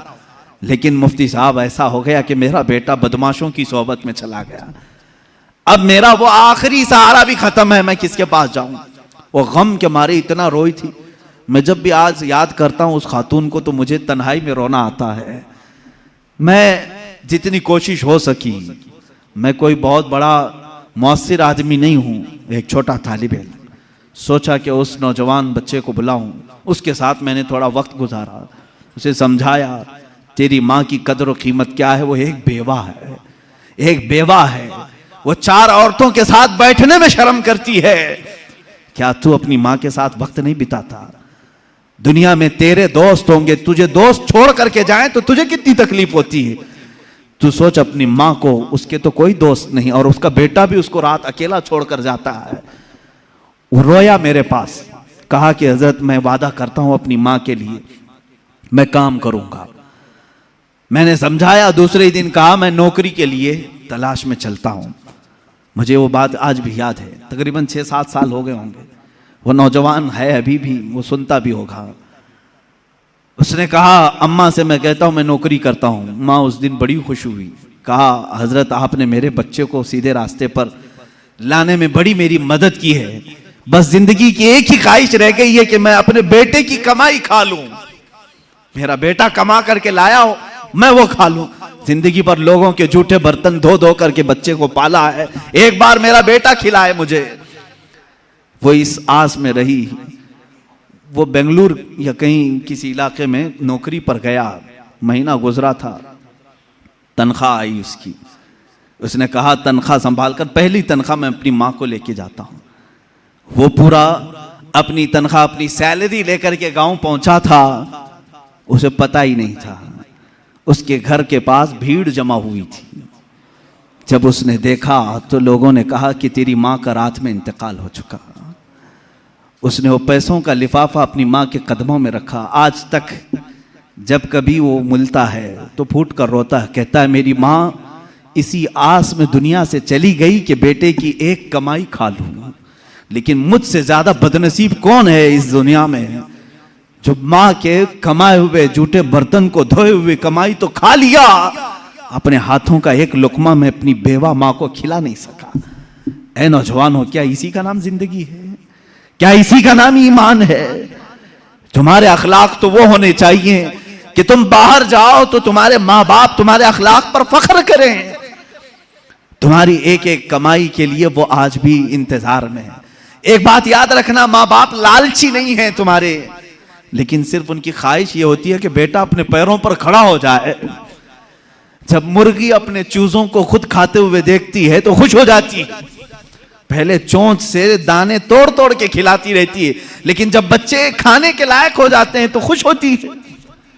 क्या तुम्हारे माँ बाप को इतनी भी खुशी नहीं देना चाहते हो? आज इतना भी उन्हें सुकून नहीं देना चाहते? जिन्होंने माँ बाप के साथ बदतमीजियां की हैं, उन्होंने दुनिया में अपनी जहन्नम खरीदी है। अल्लाह के नबी सल्लल्लाहु अलैहि वसल्लम से किसी ने पूछा माँ बाप क्या हैं? हुजूर ने फरमाया वो तेरी जन्नत भी है, तेरी दोज़ख भी है। वो तेरी जन्नत भी है, तेरी दोज़ख भी है। जिसने माँ बाप के साथ बुरा सलूक किया उसने दुनिया में दोज़ख खरीद ली है। अल्लाह के नबी सल्लल्लाहु अलैहि वसल्लम ने यहाँ तक फरमाया, मैं तो चाहता हूँ कि जिस घर में वालिदैन का नाफरमान हो उसके घर को आग लगा दूं, दुनिया में आग लगा दूं। यह बात यहाँ से निकली थी कि तुम उम्मत मुस्तफ़ा हो। मेरे अखलाक, मेरे आका के अखलाक तो ये थे। आम खातून जो दुनिया की है, मदीने की गलियों में बूढ़ी औरत है, फटे कपड़े हैं, उलझे बाल हैं, उसकी बात सुनने के लिए पूरे कायनात का आका खड़ा हो सकता है। तो है मेरे अजीज, तुम अपनी माँ के लिए थोड़ा सा वक्त नहीं निकाल सकते? अपनी माओं के पास वक्त गुजारो। मैं समझता हूं दुनिया का अजीम वक्त है, दुनिया का अजीम वक्त है। मैं भी आज अपनी डायरी में मैंने लिखा है, मैंने बहुत सारी जगहों पर तालीम हासिल की है, मदरसों में पढ़ा हूँ, हिफ्ज़ कुरान हुआ है, आलिम पढ़े हैं या मुफ्ती कोर्स किए हैं, जहाँ जहाँ वक्त गुजारे हैं। लेकिन मैंने महसूस किया है मेरी ज़िंदगी का सबसे कीमती वक्त वो है जब मेरे बाप बीमार थे और मैं उनके कदमों में बैठा रहा हूँ, उनकी आखिरी नसीहतें सुन रहा हूँ।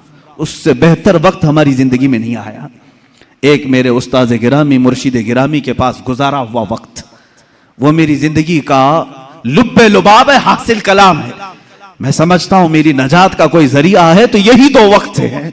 बाकी तो मैंने भी दुनिया में कोई अच्छा काम नहीं किया। लेकिन मेरे अजीज हो, याद रखो, तुम्हारे पास, तुम्हारे वालिदैन के पास गुजारा हुआ थोड़ा वक्त तो होनी चाहिए। खुश करो उन औलाद, उन वालिदैन को, और ये भी याद रखना, आज वो तुम्हारे वालिदैन हैं, कल तुम किसी और के वालिदैन बनने वाले हो, कल तुम भी बाप बनोगे, तुम्हारे सामने भी तुम्हारे बच्चे आएंगे और तुम उस वक्त दर्द की सिसकियां लेते रहोगे, सोचोगे मेरा बेटा जवाब दे रहा है, कितना बुरा लग रहा है। उस वक्त एहसास होगा जब मैंने मां को ताना मारा था तो मेरी मां का कलेजा क्या हुआ होगा। आज मेरा बेटा मुझे उल्टा जवाब देता है तो मैं टूट जाता हूं, मैंने तो बाप को इससे भी सख्त जुमले कहे थे, मेरा बाप कितना टूटा होगा। उस दिन तुम्हें एहसास होगा, उस दिन तुम्हें ख्याल आएगा। इसलिए अपने इन अखलाक आली को आज अपनी जिंदगी में ले आओ। मेरे आका सल्लल्लाहु ताला अलैहि वसल्लम के अखलाक करीमाना पर गुफ्तगू करनी थी, मगर मैं बीच में यहाँ पर थोड़ी सी गुफ्तगू के लिए रुक गया। बहरहाल अल्लाह के हबीब सल्लल्लाहु ताला अलैहि वसल्लम के अखलाक करीमाना ये कि कमज़ोरों में आपने ज़िंदगी गुजारी, हर कमज़ोर की बात सुनते रहे।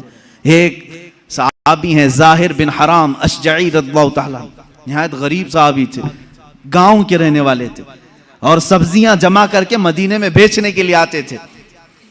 सब्जियां लेकर, ताजी ताजी सब्जियां लेकर के मदीने में आते, और उनकी आदत थी हर पहली सब्जी हुजूर के पास लेके आते थे, हुजूर की बारगाह में पेश करते। अल्लाह के नबी सल्लल्लाहु अलैहि वसल्लम ने अपनी हदीस में उनका मकाम बयान किया। एक गांव से आने वाले साहबी, देहात के रहने वाले, हुजूर ने फरमाया, ऐ लोगों, दुनिया में जितने इंसान हैं, हर शहर में रहने वाले आदमी का एक गांव वाला कोई ना कोई दोस्त होता है और हर गांव वाले का एक शहरी दोस्त होता है। हुजूर फरमाते हैं मोहम्मद का देहाती दोस्त ज़ाहिर बिन हराम है। हुजूर सल्लल्लाहु अलैहि वसल्लम ने उनसे कहा, ये मेरा देहाती साथी है, मेरा गांव वाला दोस्त है, दुनिया में ये मकाम किसी और को मिला ही नहीं। ज़ाहिर बिन हराम, उनके साथ हुजूर ने क्या मामला फरमा। एक दिन वो सब्जियां बेच रहे थे और वो काले कलर के थे, कपड़े पुराने पहने हुए आते थे। लोग, जाहिर सी बात है, सब्जियां बेचने वाले, काम काज करने वाले, खेती बाड़ी का काम करने वाले लोग सब्जियां लेकर के दूर से ही चले जाते हैं। एक दिन बाजार में खुद मेरे आका सल्लल्लाहु अलैहि वसल्लम तशरीफ लाए और वो आवाज दे रहे थे, कोई है सब्जी लेगा, ताजी ताजी सब्जी, ताजी ताजी सब्जी। हुजूर पाक सल्लल्लाहु अलैहि वसल्लम पीछे से आए और उनकी पेशानी पर, उनकी आंखों पर अपना हाथ रख दिया, उनकी आंखों पर हाथ रख दिया और फिर उसके बाद खामोश खड़े रहे। वो सहाबी ने देखा, खुशबू से महसूस कर लिया, ये कायनात का अफजल व आला अशरफ व अकमल इंसान मेरे से पीछे है। अपनी पीठ को हुजूर के सीने से मलने लगे, अपना जिस्म हुजूर से लगाने लगे। हुजूर पाक ने मुस्कुराया और फिर बाजार वाले देखते रहे। बाजार वालों को हुजूर ने फरमाया, ऐ लोगों, कोई मुझसे इस गुलाम को खरीदेगा, कोई खरीदेगा? जबकि वो हुजूर के गुलाम नहीं थे। हुजूर पाक सल्लल्लाहु अलैहि वसल्लम ने जब ये एजाज के साथ उन्हें नवाजा तो उन्होंने कहा, या रसूल अल्लाह सल्लल्लाहु अलैहि वसल्लम, मुझ जैसे की भी कोई कीमत है, मुझे कौन खरीदेगा? काला कलोटा हूं, फटे लिबास में रहता हूं, खेती बाड़ी का काम करता हूं। अल्लाह के नबी सल्लल्लाहु अलैहि वसल्लम ने फरमाया, ऐ ज़ाहिर बिन हराम, आज के बाजार में सब्जी तो बेचने आ रहा है, मगर आज मोहम्मद अरबी सल्लल्लाहु अलैहि वसल्लम ज़ाहिर को बेच रहा है और खरीदार कोई नहीं, अल्लाह रब्बुल इज्जत है। तेरी इज्जत अल्लाह की बारगाह में। एक फकीर, एक मजदूर के साथ ये अखलाक किसके हैं? रसूल पाक सल्लल्लाहु अलैहि वसल्लम के। आप मजदूरों से दूर हटते हो, ये इसका स्टेटस अलग है, मेरा स्टेटस अलग है। यहां तक कि अल्लाह के नबी सल्लल्लाहु अलैहि वसल्लम से एक सहाबी कहते हैं, मैं गया, छोटा मकान था, मैंने दावत दे दी कि हुजूर आ जाएं। हुजूर पाक सल्लल्लाहु ताला अलैहि वसल्लम तशरीफ लेकर आ गए। मेरे घर में उस दिन कुछ नहीं था, मैंने तो सोचा था आते हैं कि नहीं आते मालूम नहीं। जौ की रोटी, सत्तू और शहद, बस इस पर हुजूर की दावत की और हुजूर जाते हुए कहते हैं, बहुत अजीम खाना मेरा आज हुआ है। घर वाले का दिल रखा, गरीब सहाबी का, कहते हैं बहुत अजीम खाना तुमने हमें खिलाया, पुरतकल्लुफ खाना था। ये रसूल करीम सल्लल्लाहु ताला अलैहि वसल्लम के अखलाक करीमाना है। आज अगर कोई किसी कंपनी का मालिक है, किसी फैक्ट्री का मालिक है, वो मजदूरों के साथ हुस्न सुलूक करे, अच्छे अखलाक के साथ बर्ताव करे। यहां तक कि अल्लाह के नबी सल्लल्लाहु ताला अलैहि वसल्लम के आखिरी कलमात जो आपकी वफात के वक्त थे वो यही थे, ऐ लोगों, नमाज का ख्याल करो और अपने मजदूरों का ख्याल करो। गुलामों के मुतालिक हुजूर ने फरमाया, जो तुम पहनते हो वो उन्हें पहनाओ, जो तुम खाते हो वो उन्हें खिलाओ। इसीलिए मेरे उस्ताद हमेशा बड़े मुशफिक उस्ताद थे। जब वो खाने के लिए बैठते थे तो अपने दस्तरखान पर हमको भी शामिल करते थे और कहते, हम डर करके दूर हटते तो कहते ये अखलाक मुस्तफ़ा है, आका और गुलाम एक दस्तरखान पर बैठे हैं, उस्ताद और शागिर्द एक दस्तरखान पर बैठे हैं, इसमें कोई तकल्लुफ नहीं। मेरा दस्तरखान अलग होना चाहिए, शागिर्दों का अलग होना चाहिए, हमारा स्टेटस अलग है, वो मजदूरों का अलग होना चाहिए, सब एक साथ बैठे। ये उम्मत मुस्तफ़ा के अखलाक हैं। रसूल करीम सल्लल्लाहु तआला अलैहि वसल्लम के अखलाक के करीमाना में से एक बात ये भी थी कि आप अपने रिश्तेदारों का भी उतना ही ख्याल फरमाते थे और दूसरों का भी। यहाँ तक कि एक मर्तबा हुजूर सल्लल्लाहु तआला अलैहि वसल्लम की बारगाह में एक खातून आई, सहाबा बैठे हुए थे, हुजूर खड़े हो गए, अपनी चादर निकाली और जमीन पर बिछाया। वो खातून आई, बैठी, हुजूर पाक सल्लल्लाहु तआला अलैहि वसल्लम दो जानू होकर उनके पास बैठे उस खातून के और सुनते रहे बातें। यहाँ तक कि बहुत देर के बाद वो खातून उठी, हुजूर ने बहुत सारी बकरियां उस खातून को तोहफे में दी, वो जाने लगी।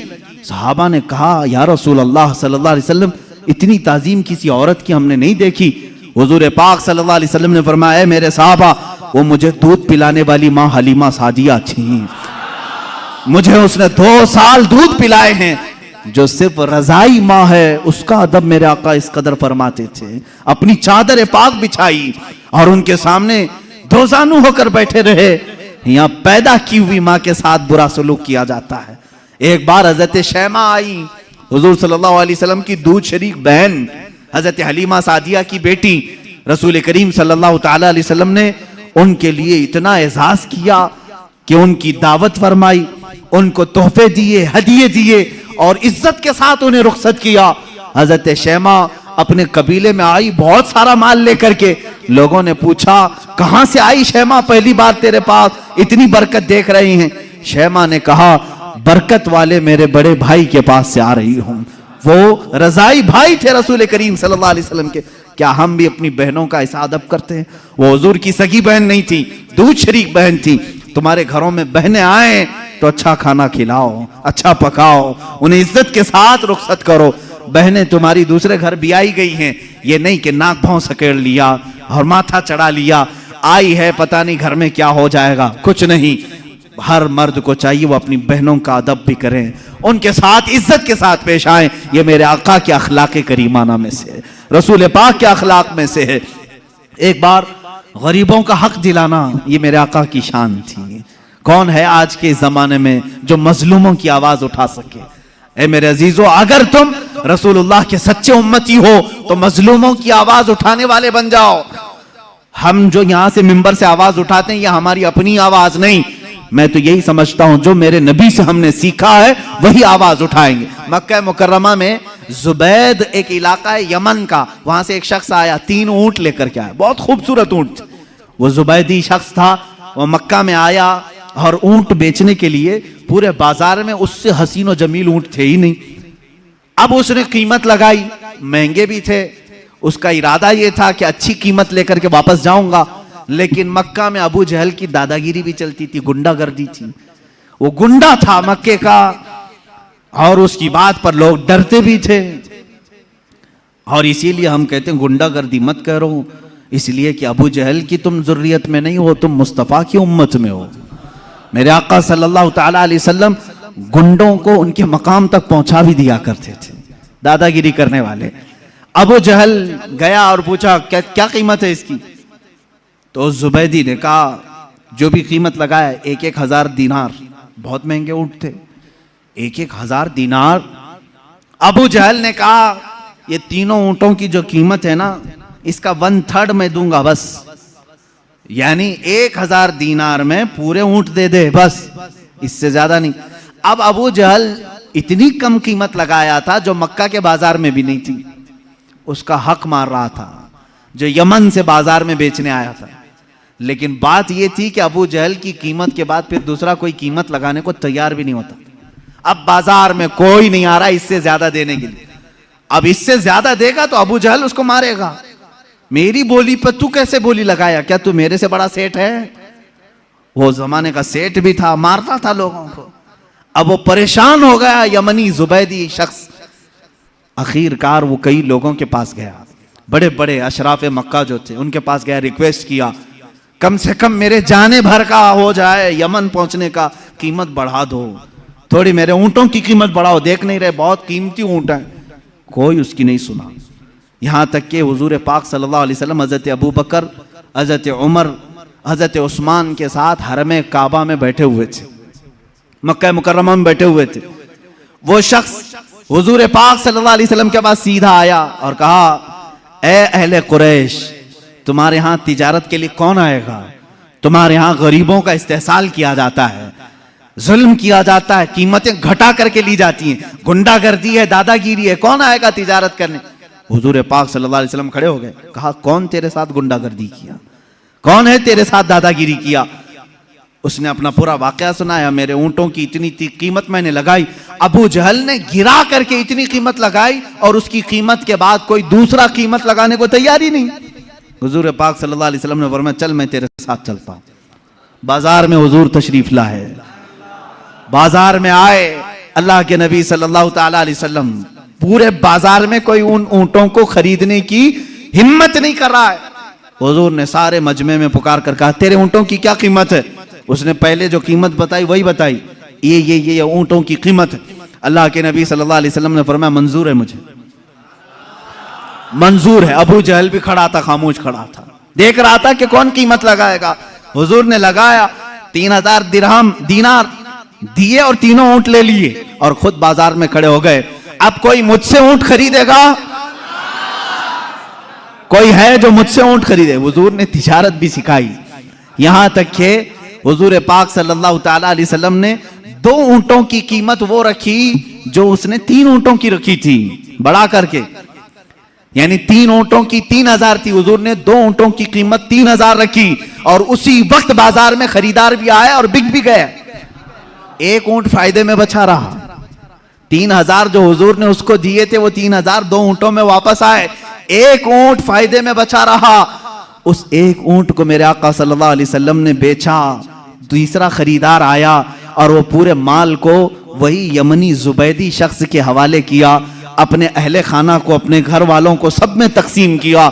ये सब माजरा देख रहे थे। अबू जहल खड़ा था, सीधे हुजूर चलते हुए अबू जहल के पास आए, सीधे उससे कहा, या उमर, उसका नाम उमर था, ए अबू जहल, ए उमर, आइंदा दोबारा किसी भी मजलूम के साथ ऐसा मामला ना करना, वरना तेरे साथ वो सुलूक होगा मेरी जानिब से जिसको तू कभी जिंदगी में पसंद नहीं करेगा। उसने कहा, ठीक है, मैं वादा करता हूं आइंदा से किसी की कीमत नहीं गिराऊंगा। भीगी बिल्ली बन गया, डर गया इतना, जिसके रौब से सारे लोग डर रहे थे, कुछ नहीं। हुजूर शाहाना फतह के साथ निकले, सारे कुरैश के सरदार जल्दी जल्दी दौड़े आए। अबू जहल से कहा, क्या हो गया, क्यों घिग्गी बन गई थी? मोहम्मद से डर गए? हम तो उनके खिलाफ मीटिंगें करते रहते हैं, सबके सामने उन्होंने तुझे डरा लिया और तू हाँ हाँ करता रहा, वादा भी कर लिया आइंदा कभी नहीं करूंगा, क्या बात है? सुनो मेरे अजीजों, अल्लाह की अजीम फतह और नुसरत कैसी होती है। अबू जहल कहता है, लोगों क्या बताऊं, बात यह है कि मोहम्मद की बात को मैं इनकार कर सकता था, लेकिन जब वो मेरे सामने बात करने के लिए आए तो मैंने देखा इधर 500 उधर 500 नेजा लेकर कोई लोग खड़े हुए थे। अगर मैं इनकार करता सारे नेजे मेरे ऊपर आ जाते थे। इतनी बड़ी जमात मोहम्मद अकेले लेकर के आए हैं, मैं मानता ना क्या करता, यहां मानू ना तो क्या करूं, मेरी जान तो नहीं दे सकता था। मैं मान लिया, जैसे ही मैं मान लिया वो जमात भी गायब हुई, मोहम्मद भी चले गए। मुझे मालूम था कि मोहम्मद कोई जमात लेकर के आए। मक्का वालों ने कहा कोई भी जमात नहीं थी, वो अकेले आए थे। मेरे अजीजों, ये अल्लाह की फतह है। कमजोरों के हक दिलाने के लिए जो खड़ा होता है, अल्लाह अपने फरिश्तों को उसका हामी बनाकर भेजता है। तुम आवाज उठाओ गरीबों के लिए, आवाज उठाओ मजलूमों के लिए, आवाज उठाओ कमजोरों के लिए। ये ना देखो कि तुम्हारी आवाज कितनी है, तुम कितनी हैसियत रखते हो। आज मुझे भी मालूम है मेरी कोई हैसियत नहीं, मेरे घर की कोई वैल्यू नहीं, मेरे पास कुछ नहीं, सिर्फ इसलिए बोलता हूं शायद अल्लाह रब्बुल इज्जत मेरे नबी के सदके कोई नुसरत की फौज जरूर भेजेगा जो कमजोरों के लिए आवाज उठाएगा। मेरे नबी के लिए जैसे अल्लाह ने मदद भेजी, अपनी अमीब के उम्मत के लिए भी जरूर वो मदद नाजिल करेगा। ऐ मुसलमानों, मेरा यही मैसेज था। अल्लाह के हबीब के अखलाक को अपना लो।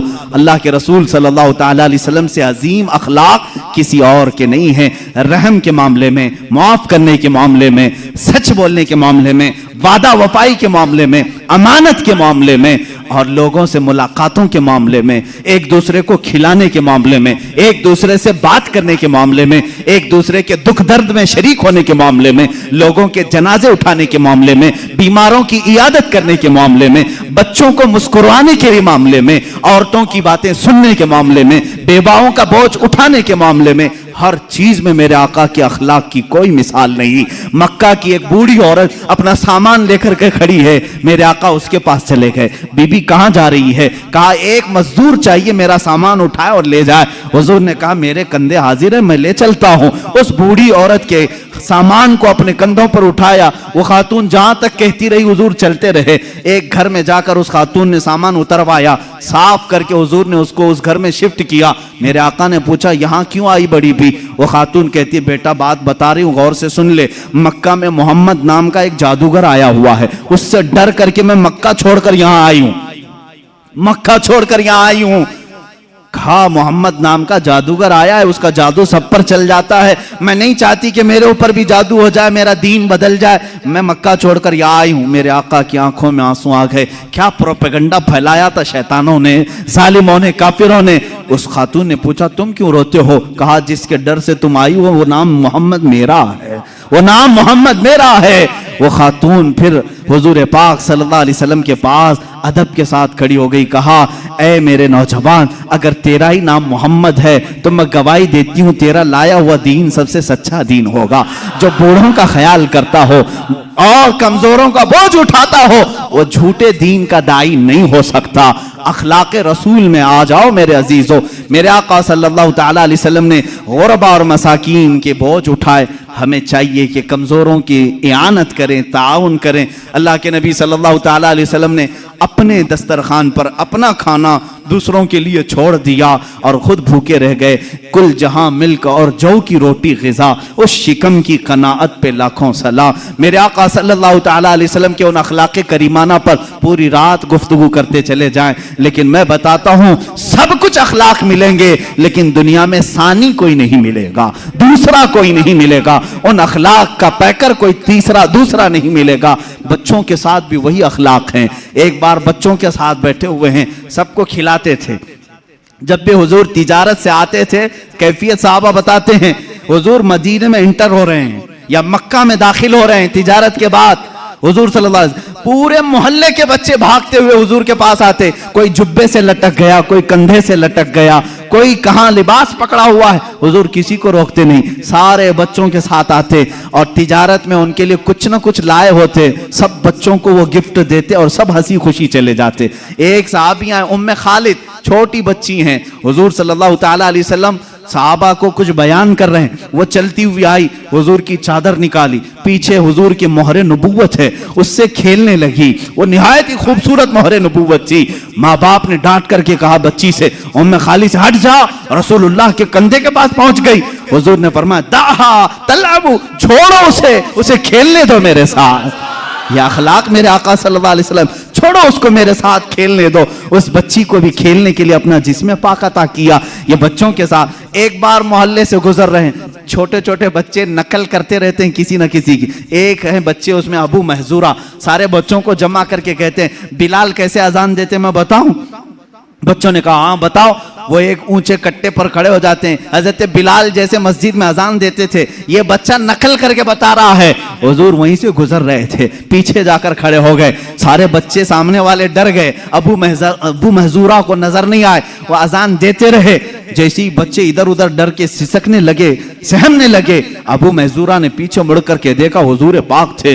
वो डर करके रोने लग गए, कहा माफ करो मुझे, माफ करो, मैं तो ऐसे ही बच्चों को बता रहा था। जाहिर सी बात है किसी की नकल करते हुए पकड़ा जाए, दूसरे लोग मार डालें उसे, बदतमीज बद अखलाक नहीं। मेरे आका ने कहा आओ इधर, मस्जिद नबवी ले आए और ऊंचे टीले पर खड़ा किया। कहा जैसे नकल कर रहे थे फिर करके दिखाओ, फिर करके करके दिखाओ बिलाल कैसी अजान देते हैं। अबू महजूरा ने जब देखा मैंने गलत नहीं किया था, अब खुशी के मारे अजान देने लगे। जानते हो वो 8 साल की उम्र के थे अबू महजूरा, मेरे आका सल्लल्लाहु ताला अलैहि वसल्लम ने अजान देने लगवाया, उस सहाबी की जिंदगी बदल गई। 60 साल तक मस्जिद हरम में अजान देते रहे और हुजूर ने फरमाया अबू महजूरा की अजान अल्लाह को पसंद है। अजीजा ने गिरामी, ये बच्चों के साथ ये अखलाक हैं, बच्चियों के साथ ये अखलाक हैं, बूढ़ों के साथ ये अखलाक हैं। इसीलिए आला हज़रत इमाम अहले सुन्नत फाजिल बरेलवी रज़ियल्लाहु ताला अन्हु फरमाते हैं, तेरे खल्क को रब ने जमील किया, तेरे खुल्क को हक ने अजीम कहा, कोई तुझसा हुआ है ना होगा शाह, तेरे खालिक हुस्न अदा की कसम, ये खुदा ने है मर्तबे तुझको दिया, कोई तुझसा हुआ है ना होगा शाह, ये खुदा ने है मर्तबे तुझको दिया, कोई तुझसा हुआ है ना होगा शाह, कि कलाम मजीद ने खाई शाह, तेरे शहरो कलामो बका की कसम। व आखिरु दावाना अल्हम्दुलिल्लाहि रब्बिल आलमीन। ऐ शहंशाहे मदीना सलातो व सलाम, ज़ीनते अर्शे मुअल्ला सलातो व सलाम। ऐ शहंशाहे मदीना सलातो व सलाम, ज़ीनते अर्शे मुअल्ला। रब्बे गबली उम्मती कहते हुए पैदा हुए, रब्बे गबली उम्मती कहते हुए पैदा हुए। हक ने फरमाया कि बख्शा सलातो व सलाम।